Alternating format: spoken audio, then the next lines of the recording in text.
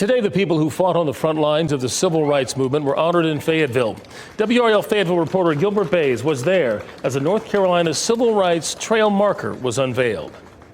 Well, the North Carolina Civil Rights Trail marker in Fayetteville is here on Green Street. It sits outside of the old City Hall, but more significantly, it's in the shadow of the Fayetteville Market House, where enslaved people were sold. I may not march, but I can still walk.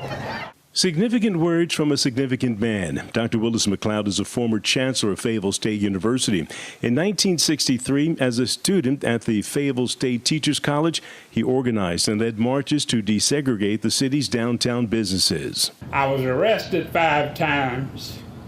I was placed in the back of a squad car with a German Shepherd sitting next to me.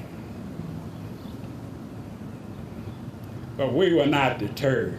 Dusty Page was one of the researchers who gathered information about those historic marches that took place around the market house. They marched that way, I think, because of the significance of the market house and what it represented during that time frame and their efforts within the center of downtown Fayetteville in order to desegregate businesses. The demand was simple. The protesters wanted businesses to provide services to black patrons. Their efforts were successful. Fayetteville businesses agreed to desegregate a year before the Federal Civil Rights Act was adopted in 1964.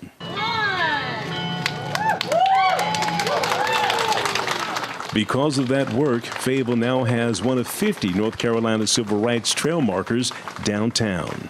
This work began because we saw across the state that there was a real interest and need to physically mark this history.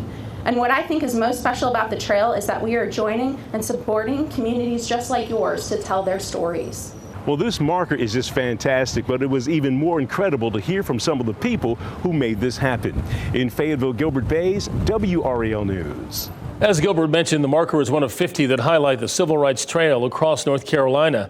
It was made possible by the North Carolina African American Heritage Commission with funding from the William G. Pomeroy Foundation.